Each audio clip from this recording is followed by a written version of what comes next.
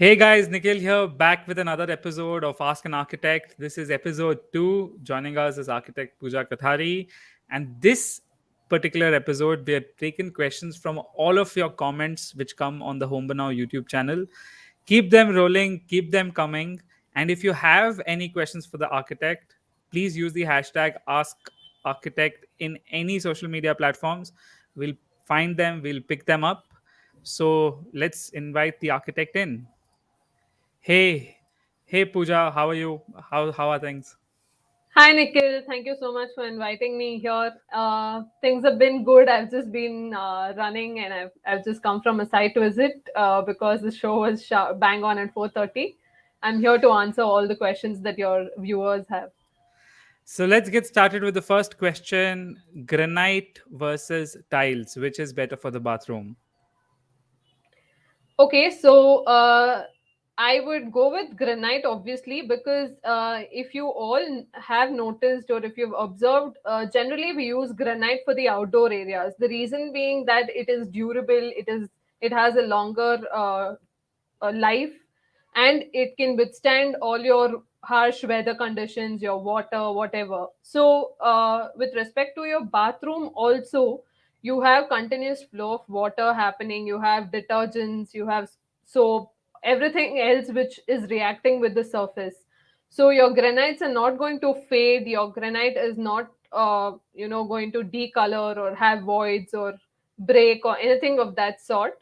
Only thing that I recommend that you take care of is make it anti skid or make it a rough finish, so that there are no chances of slipping on granite.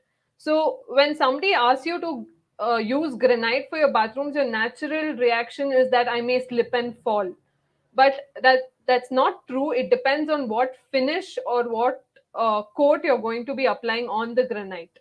So that's about it. I think granite is the best option for bathrooms. So, okay, moving on to the next question. This is a very interesting question which came in our previous video.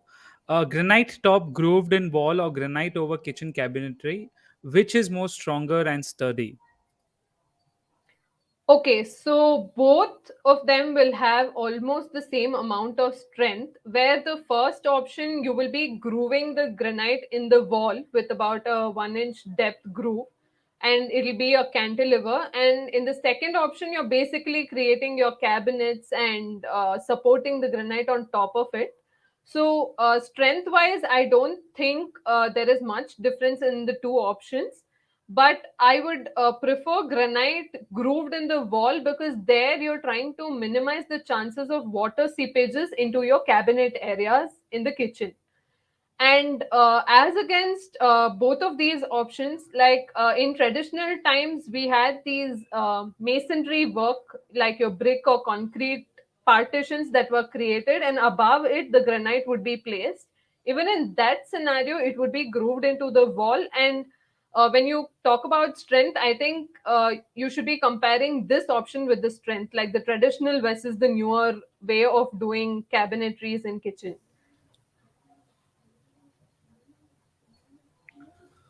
Okay, okay. So I hope that answers the question. Moving on to the next one, which is what is the shade or color code for white paint used in interiors normally? Okay, so I have had a lot of them asking me this question, even outside in my field on work. Generally, you go with off-white tones. It's not white color, because pure white is it's very bright. It's a cool color when you have your lights on. But if you're going for an off-white tone, that's when you'll have the warm temperature with while it reacts to the lights that you use. So your your off-white colors are cream pie, misty milk, ivory. So all of these are your off-white tones, and these will come in your L series in the code. So you can go with any of the L series based on the tone of warmthness, or based on the tone of off-white color that you want. Any specific color code which you have used in the past, architect?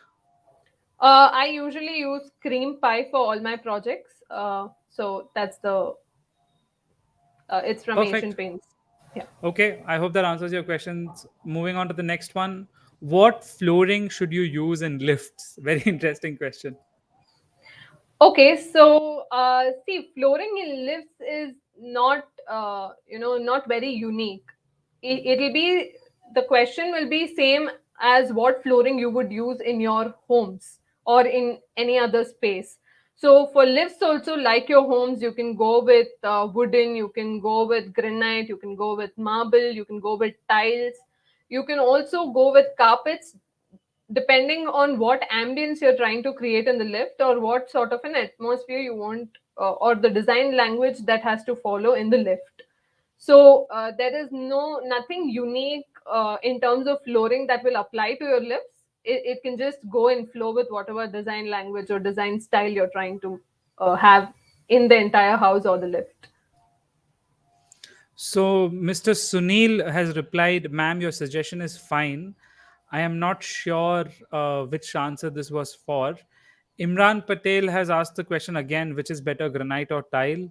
So, Imran, she answered this question in the beginning of the session itself. So, just rewind a little bit and you'll get that answer. Finally, the last question for the day. Does marble flooring cause leg issues?